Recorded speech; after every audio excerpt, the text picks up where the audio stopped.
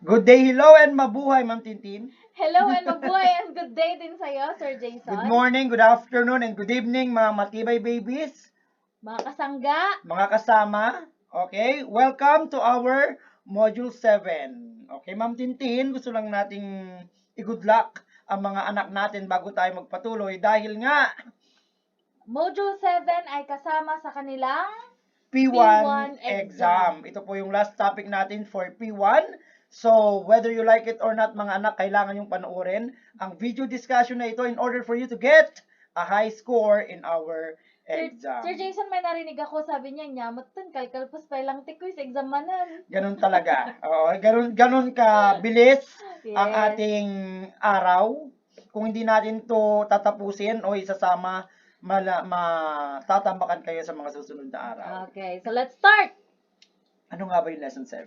Module 7 is all about Illustrating 3-diagram strategy and problem solving. Ayan. Sabi mo nga, Ma'am Tintin, pagkatapos ng day 1 to day 7, sawang-sawa ng ating mga anak sa iba't ibang strategy on how to solve problem. Yes, At matalino na sila itong dyan. strategy na to is very easy na sundan. Kahit yung pamangkin ko na 3 months, kayang sundan yan. Talino talaga. Hermano sa'yo yun. Okay, let's... And we have 2 objectives for that. Yes. Wow, may mga May paganyan pabonggang tayo. effect ka na ngayon. Our first objective is, of course, to apply the 3-diagram strategy and problem solving. And to enhance problem-solving skills. In statistics. Yes, Hindi during sila senior high nabigat. school. Oo, favorite natin yan. I'm Yan sure yung yung mga students yan yung natin gumagamit ngayon, tayo alam ng nila yan. gumagamit tayo ng barya, ng Oo. piso, mga ganon, ng mga baraha, and etc. 3 diagrams are another way to show the outcomes of simple probability events where each outcome is represented as branch on a tree. In this lesson, you will look at examples of probability word problems and use 3 diagrams to solve the problems. And Ma'am Tintin, the 3 diagrams can be used to represent the set of all possible outcomes involving one or more experiments. Bongga. Okay.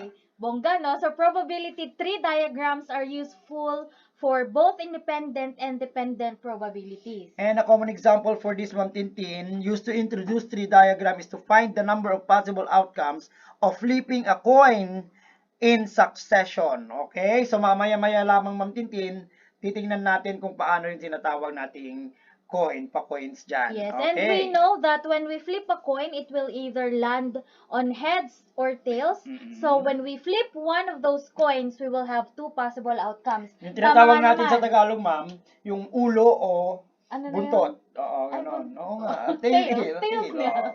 Karakuros! Imagine mo na lang, ma'am, di ba? Kapag ginanon mo yung pinag-flip mo yung coin, meron dalawang Yes. outcomes. Pagbabayan sa lupa, it's either head ang lalabas Or or tail. So, mga Okay, ganyan. so exciting to, mga anak. And let's have this one before we move on our computation. Okay. So, 3 diagram. It is a diagram used in strategic decision making, evaluation or valuation or probability calculations. The diagram starts at a single node with branches emanating to additional nodes, which represents mutually exclusive decisions or events. In the diagram below, the analysis will begin at the first blank node. A decision or event will then lead to node A or B.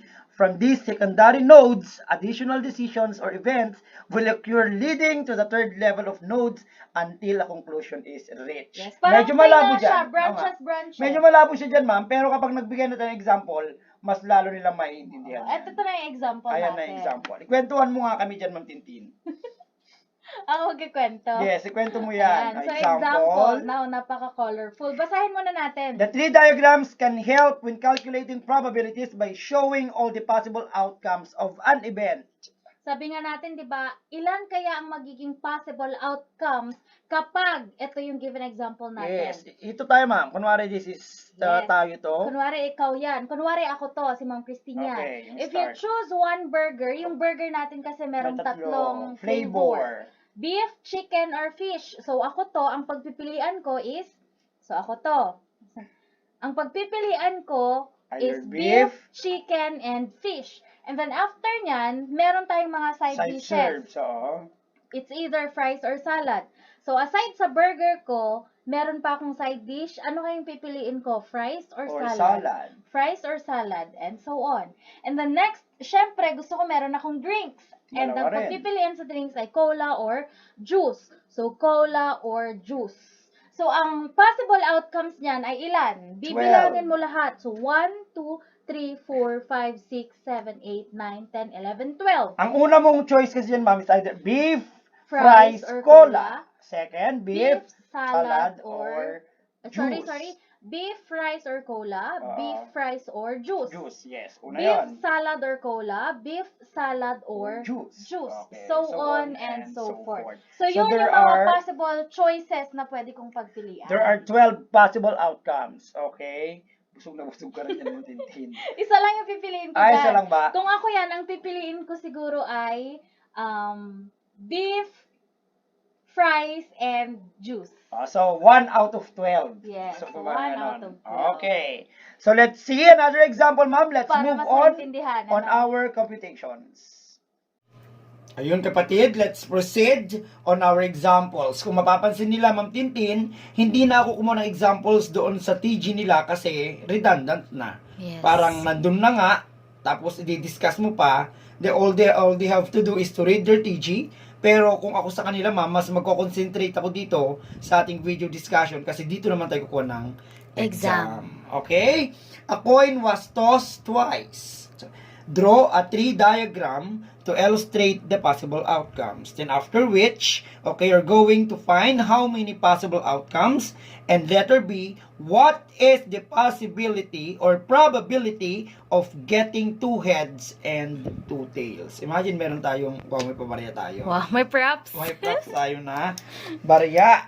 Okay, sabi niya ma'am, a coin was tossed twice. Okay, ito yung start natin. Kunwari, this is our start.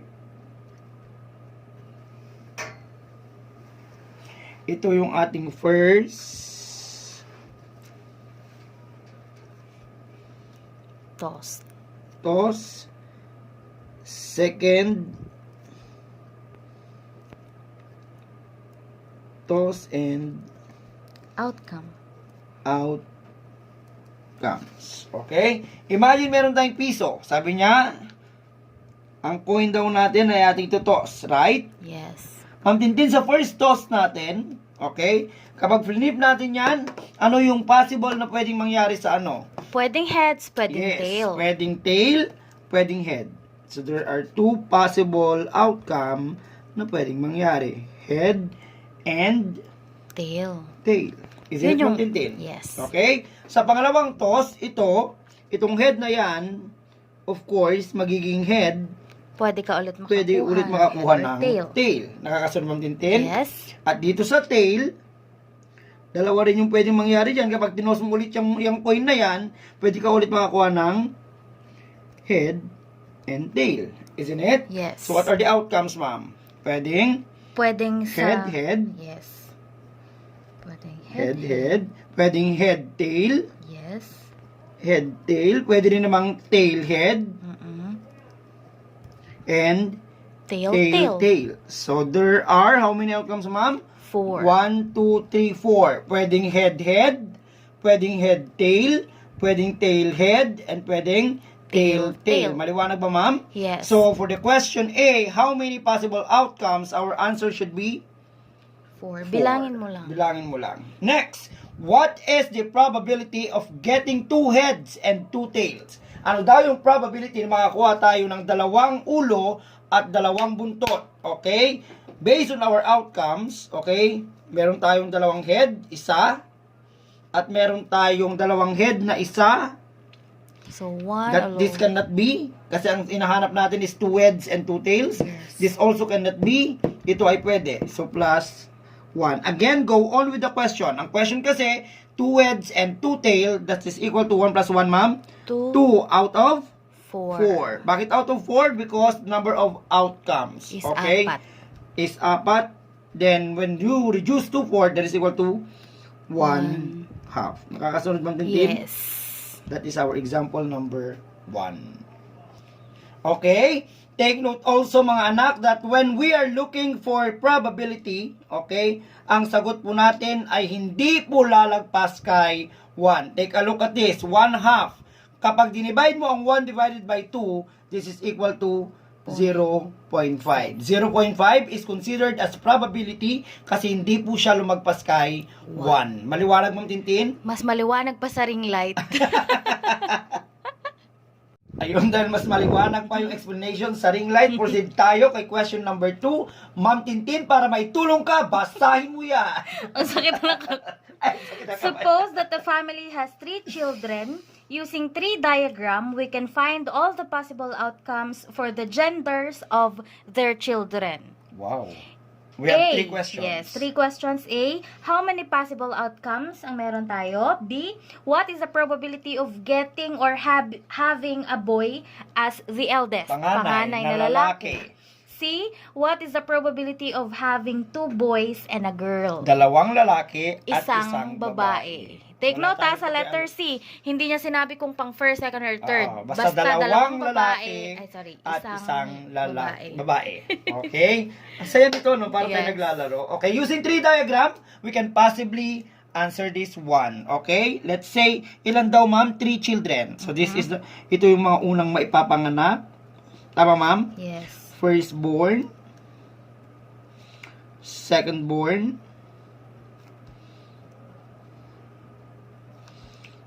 thirdborn, born again. Joke lang. This is outcomes. Okay, of course, ma'am, sa firstborn, mag-expect tayo na dalawa lang yan. Dalawa. Kasi gender lang naman. Gender lang naman.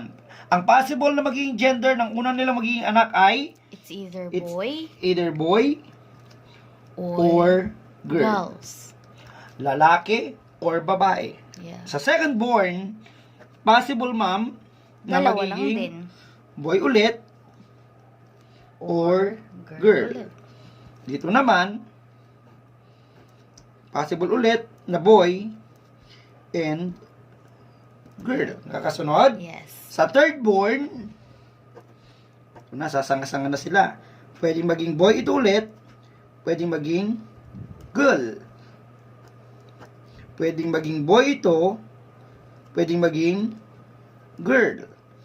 Dito po, pwedeng maging boy, pwedeng maging girl, at dito, pwedeng maging boy, at pwedeng maging girl. Nakakasunod, Ma'am Tintin? Yes. So, the outcomes, pwedeng boy, boy, lalagay ko po BBB na lang, B, nakakasunod, Ma'am Tintin? Yes. Pwede rin namang boy, girl, BBG. B, G. Pwede rin namang, Ma'am Tintin, Boy G. boy, girl, Girl, boy, B, G, B. Pwede rin namang boy, girl, B, G, G. Nakakasunod, ma'am? Yes. Kapag tanggalunggong na yata yun. Dito naman, pwede namang girl, boy, G, B, B. G, B, B. Pwede rin namang girl, boy, girl. Pwede rin namang girl, boy. At pwede rin namang girl.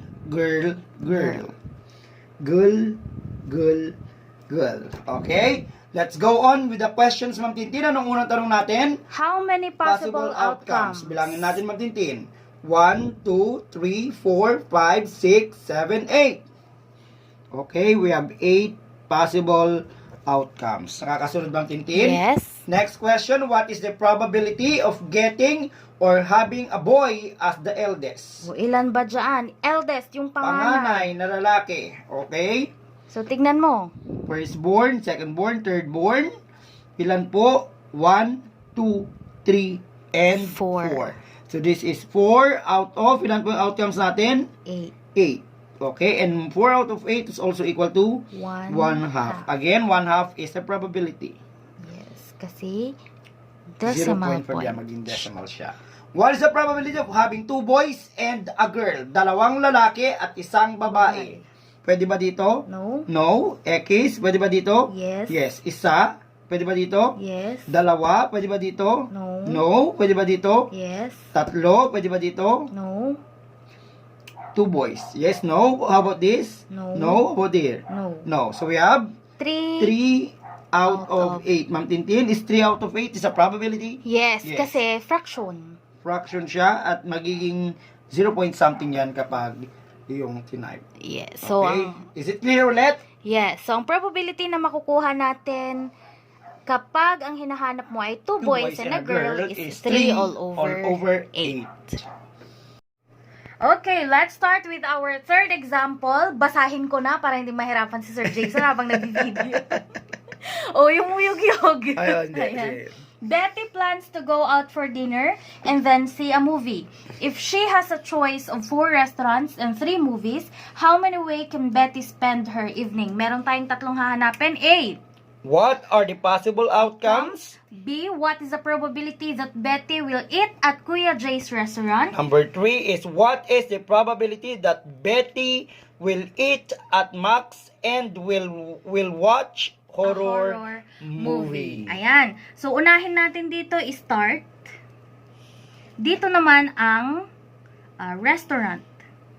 Restaurant. So mag-let ka. Ano mga restaurant mo And kaya? dito, movies. And dito ang outcomes. Pero before that, mag-decide muna tayo kung ano ng mga restaurants ba yon. Sabi niya 4. So, ilista natin yung 4 na restaurant. Kuya J, Sarap dyan. Max, ano pa ba? Sa baba mo na isulat. Ano pa bang mga restaurant? Kuya J, Max. Savory, ano yung classic savory? Oo. And Jerry's Grill. And Jerry's Grill. Shortcut ko na. And next sa movies, anong mga genre ang movies na papanoorin niya? Pwedeng horror, Pwedeng fantasy. fantasy, wow. Pwedeng thriller. Fantasy, thriller. Tatlo lang, ma'am. Ayan, 3 movies lang. And then, yung outcomes. So, unahin natin, dito sa start, sabihin natin, ito si Betty. Si Betty daw, 4 na restaurant. So, si Betty ang start. Maglagay tayo ng 4. So, 1, 2, 3, and 4. Flashlight Ano yung ba yan? 4 na yun? Ito yung 4 na restaurant. Kuya Jay's. Classic Savory. Max. And Jerry's Grill. After niya daw kumain, manunod siya ng movies. Meron siyang 3 pagpipilian sa movies. So, 1, 2, 3. 1, 2, 3. 1, 2, 3. 1, 2, 3. Ayan, 3 na siya. Ang dami niya ng branches. So, ito, horror, fantasy, Thriller. and thriller. Next, shortcut na, horror, fantasy, thriller. Horror, fantasy, thriller. Horror, fantasy, thriller. Anong mga possible outcomes niya? Unahin natin si Kuya Jace. Yung Kuya Jace, initial na lang isusulat ko kasi para hindi abutin ng 1 hour yung discussion. KJ. So, ang possible outcomes natin ay Kuya J, horror. Kuya J, fantasy. Kuya J, thriller. Dito naman sa classic savory, meron kang classic savory horror, classic savory fantasy, classic savory thriller. Kay Max naman, we have Max horror, next Max fantasy, and then Max thriller. And then last, kay Jerry's Grill horror, Jerry's Grill fantasy, and Jerry's Grill thriller. So, eto na yung mga outcomes natin ngayon. Question number 1, what are the possible outcomes? Ang possible outcomes natin ay, syempre, eto, we have 1, 2, 3, 4, 5, 6, 7, 8, 9, 10, 11, 12. We have 12 possible outcomes. So, nasagot na natin yung letter A. Letter B. What is the probability that Betty will eat at Kuya J's restaurant? Lahat ng nakikita nyo dito sa outcomes natin na may Kuya J, yon ang bibilangin mo. So, ilan yon? 1, 2, 3. Kuya J's restaurant is 3. Ilan ang iyong possible outcomes? 12. But 3 divided by 12 is? 1/4. 1/4. So, ang sagot natin sa letter B is 1/4. Take note, it is a probability kasi po hindi siya lumagpas kay 1. 1. Letter C. What is the probability that Betty will eat at Max and will watch a horror movie? Wow. Hahanapin mo ngayon dito yung Max Restaurant. Ito siya. At hahanapin mo dito yung horror movie. Isa. Meron siyang isang probability. So, ang final answer natin kay letter C ay isa. Ang possible outcomes natin ay 12. So, ang chances or ang chance na kakain siya sa Max Restaurant at manonood siya ng horror movie is 1 out of 12. Okay? Ma'am, actually, ang atake po ng tree diagram ay pare-pareho lang. Yeah. Okay? It is for you to understand the problem and analyze it. Maraming salamat mga kasangga. Maraming salamat mga matibay na estudyante. At maraming salamat mga kasama. Thank you Ma'am Yes. Tintin for that discussion and mag-review mabuti mga anak and nag-expect kami ng magandang result sa inyong P1 exam. Lahat tayo ay magiging #matibay. Matibay.